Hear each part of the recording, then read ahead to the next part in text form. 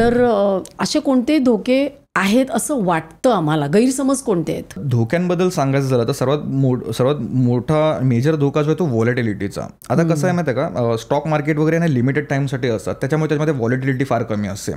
Crypto market हे international market आहे, 24 तास 365 दिवस चालू असतं. सो ह्याचा परिणाम काय होतो की मार्केटमध्ये व्हॉलेटिलिटी खूप वाढते 24 तास चालू असल्यामुळे. सो व्हॉलेटिलिटी एक मेन मोठा प्रॉब्लेम आहे या मार्केटचा. सो त्याच्यामुळे लोक जास्त अवॉइड करतात की यार मी इतके पैसे माझे जाण्याचे चान्सेस वगैरे जास्त आहेत. पण जितके जाण्याचे चान्सेस तितके वाढण्याचे पण चान्सेस व्हॉलेटिलिटीमुळे वाढतात. ठीक आहे. त्यानंतर दुसरा धोका म्हणजे सांगायचं झालं तर लिगल एक फ्रेमवर्क नाही आहे किंवा रेग्युलेटेड नाही आहे क्रिप्टो करन्सी.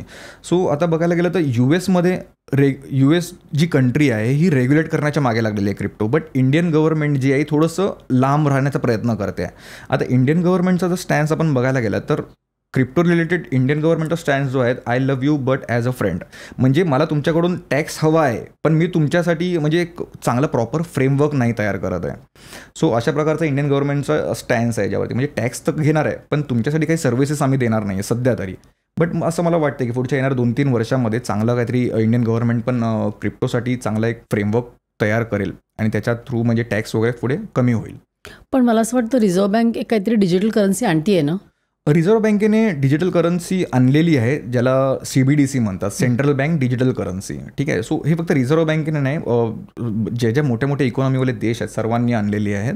USने पण त्यांचा प्रोजेक्ट लॉन्च केलेला होता पण USने डोनाल्ड ट्रम्प जेव्हा आलेत राष्ट्राध्यक्ष झालेत तेव्हा त्यांनी CBDC प्रोग्राम हा पूर्णपणे कॅन्सल करून टाकलेला. म्हणजे स्वतःची होती ना करन्सी? नाही, स्वतःची अशी करन्सी नाही आहे. बट ते डोनाल्ड ट्रम्प हे बिटकॉईन ला खूप जास्त हे करतात, फेवर करतात. बिटकॉईन त्यांचा एकदम लोकप्रिय म्हणजे त्यांचा आवडता आहे, त्यांच्या पोर्टफोलिओमध्ये पण बिटकॉईन भरपूर आहेत. सो आपण त्याच्यामध्ये सांगायला गेलं तर लिगल फ्रेमवर्क आता जसं नाही आहे आपण बोललो, फ्युचरमध्ये गव्हर्नमेंट आपली लिगल फ्रेमवर्क त्याच्यावरती घेऊन येईल. सो हा एक धोका आहे आणि बस दॅट्स इतकेच आहेत सध्या. आणि हॅकिंग, पॉन्झी स्कीम्स. हां, पॉन्झी स्कीम्स आहेत, बऱ्याच पॉन्झी स्कीम चालू आहेत, चालू होते आणि आता थोडेसे कमी झालेले आहेत. आणि हॅकिंगचं बघा कसं आहे माहिती आहे का, ब्लॉकचेन टेक्नॉलॉजी हॅक नाही होत, जे एक्सचेंजेस असतात ना ते हॅक होतात. आता फॉर एक्झाम्पल इंडियाचं एक एक्सचेंज होतं WazirX म्हणून, सो ते हॅक झालेलं. सो बऱ्याच जणांचा असा गैरसमज आहे की ब्लॉकचेन टेक्नॉलॉजी हॅक होते. सो ब्लॉकचेन टेक्नॉलॉजी हॅक होत नाही. ब्लॉकचेन क्रिप्टोची जी ट्रेडिंग होते ज्या प्लॅटफॉर्मवरती ते प्लॅटफॉर्म्स हॅक होतात पण ब्लॉकचेन कोणीच हॅक करू शकत नाही. पण मग ते जेव्हा एक्सचेंज हॅक झालं तेव्हा लोकांच्या पैशाचं काय झालं? लोकांच्या पैशाचं आता फक्त एकच असं म्हणजे आता जे इंडियन एक्सचेंजेस हॅक झालं होतं, 2 इंडियन एक्सचेंजेस हॅक झालं होतं. एक झाला तो WazirX आणि दुसरा झाला तो CoinDCX. सो WazirXवरती जे हॅक झालं होतं त्यांचे आता सिंगापूर कोर्टामध्ये केस चालू आहे. सो त्याच्यामध्ये इन्व्हेस्टरचे पैसे अडकलेले आहेत. बट CoinDCXमध्ये जे हॅक झालं होतं, सो CoinDCXने पूर्णपणे त्यांचे पैसे त्यांना परत दिलेले आहेत स्वतःच्या खिशातून.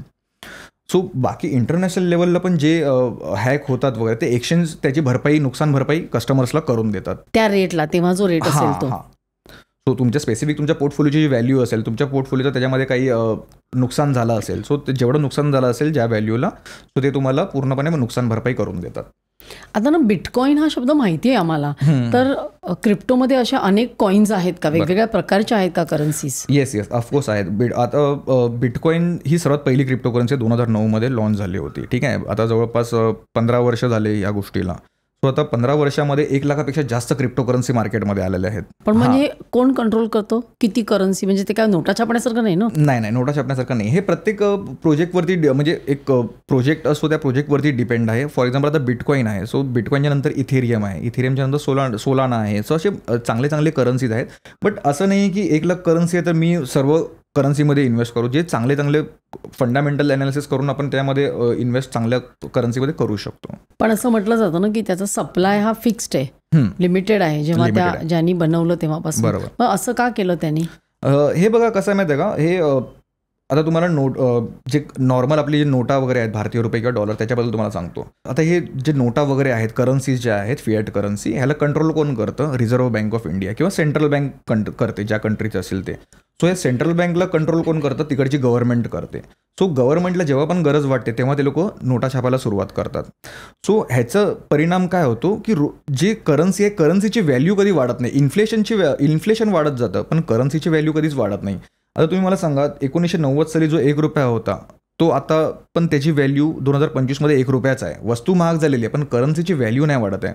सो ज्याने कोणी बिटकॉईन बनवलेला आहे त्याच्या डोक्यात हाच प्लॅन होता की आपल्याकडे पैसा म्हणजे काय असायला हवं की इन्फ्लेशनप्रमाणे पैसे सुद्धा वाढत राहिले पाहिजेत, पैशाची व्हॅल्यू सुद्धा वाढत राहिली पाहिजे. सो त्या उद्देशाने त्यांनी ते बनवलेलं आहे.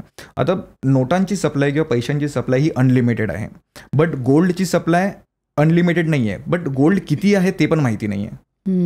ठीक आहे. आता तुम्ही न्यूजमध्ये बघितलं असेल चायनाला गोल्ड खरेदी करायला सुरुवात केलेली आहे. भरपूर कंट्रीजकडे आहेत ना गोल्डचा रिझर्व्ह आहे. बट गोल्डची सप्लाय किती आहे हे कोणालाच गॅरंटेड माहिती नाही आहे. ठीक आहे. सो ह्याच्यामागे कारण हेच आहे की करन्सी अशी असली पाहिजे की लिमिटेड असली पाहिजे. लिमिटेड असल्यामुळे त्याची व्हॅल्यू अप्रिशिएट होत राहते वेळेनुसार. त्यासाठी हा बिटकॉईन बनवला गेलेला आहे.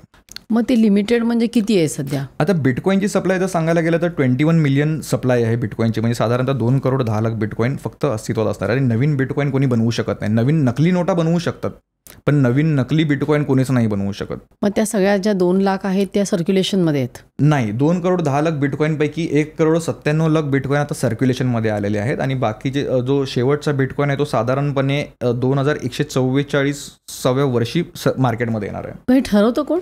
हे सर्व ज्यांनी बिटकॉईन बनवलेलं आहे सतोशी नाकामोटो यांनी, हे सगळं त्यांनी प्रोग्राम पहिल्यापासूनच करून ठेवलेलं आहे त्यांनी. सो कोणी चेंज नाही करू शकत? नाही, कोणीच नाही. ते स्वतः पण नाही चेंज करू शकत. आणि ह्याला कोणीच म्हणजे बिटकॉईनला कोणती सरकार नाही कंट्रोल करू शकत, कोणताच देश नाही कंट्रोल करू शकत, कोणीच नाही कंट्रोल करू शकत त्याला. ही क्लिप शेवटपर्यंत बघितल्याबद्दल खूप खूप धन्यवाद. संपूर्ण एपिसोड बघण्यासाठी खाली दिलेल्या लिंकवर क्लिक करा आणि सर्व काही चॅनलला सबस्क्राईब करायला विसरू नका.